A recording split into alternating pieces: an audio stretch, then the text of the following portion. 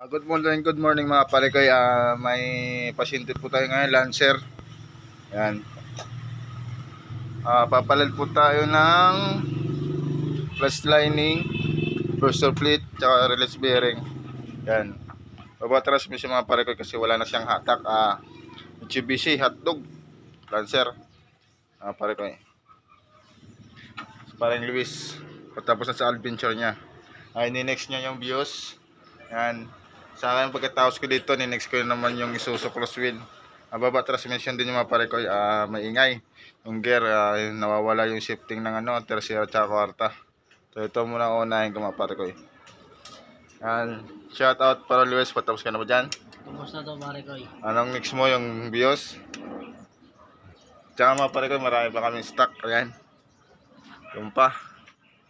Magbabagong taon kami dito sa shop. Yan.